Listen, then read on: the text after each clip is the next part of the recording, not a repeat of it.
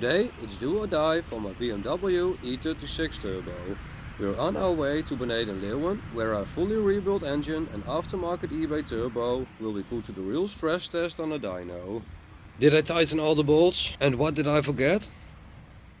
This morning at 6 o'clock we've left for our appointment at 9, but as there was a heavy fog and lots of slow traffic, we only arrived at half an hour past 9. The car got strapped to the Gorzer dyno after we pushed the car in by hand. The tuner would like to see a cold and fully fresh start with his own trusted and calibrated sensors hooked up. All in all, it took some time to get the hubs attached and all the sensors connected, but then the car was ready for its second first start ever.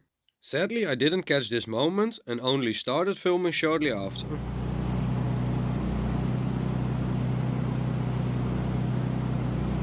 For starters, everything seemed fine. There were no leakage to be seen, the car idled okay and the tuner gave me a thumbs up as my excitement went through the roof.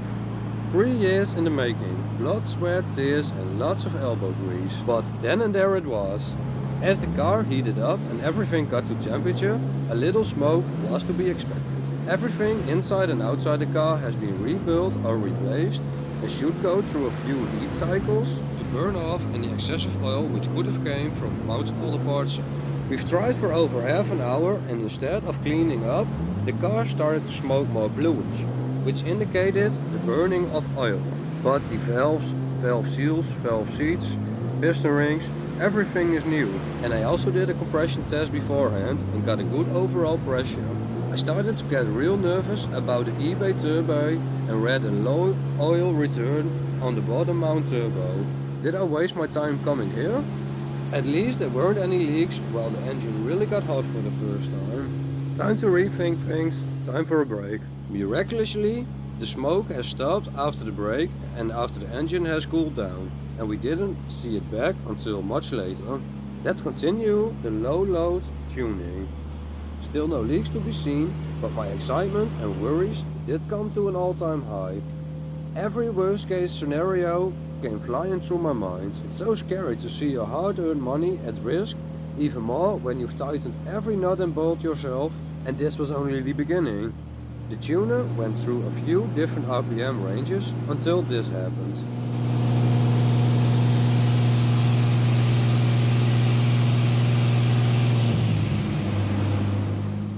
Whoa, that sound.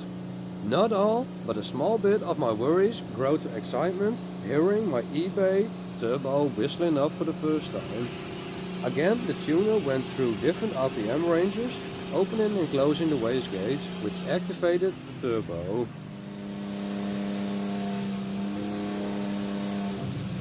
Time for its first pull. Listen closely to the sound in the end.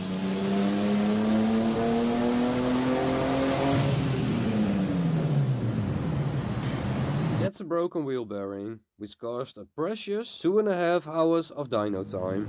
After repairing the wheel bearing and a short break, we're back connected to the dyno and went for a second pull.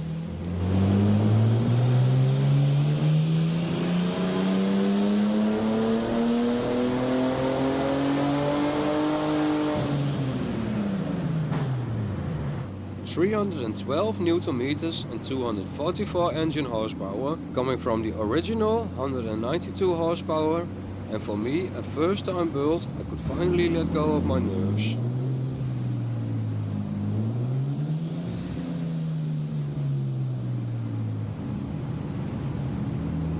Hearing the car making all the sounds it should, sent goosebumps down the spine. 3 years in the making.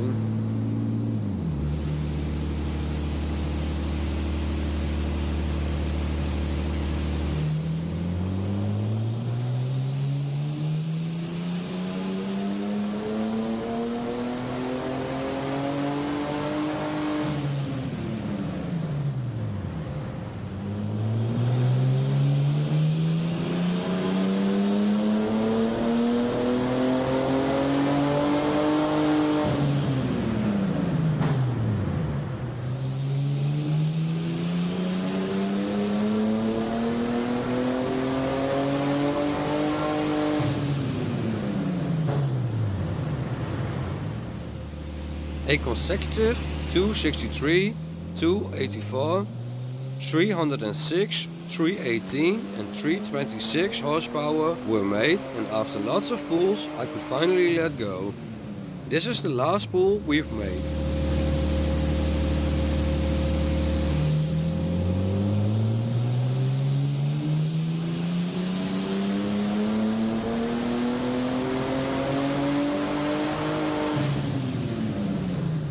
Missing out on time because of the wheel bearing and having a 0.5 wastegate spring in the car original, the car couldn't get past 1.2 bars without changing the wastegate spring. For now this came out to an impressive 374 engine horsepower and 343 to the wheels. There's definitely some room to grow, and we'll be back after thoroughly checking out the car's drivability and making a few small upgrades.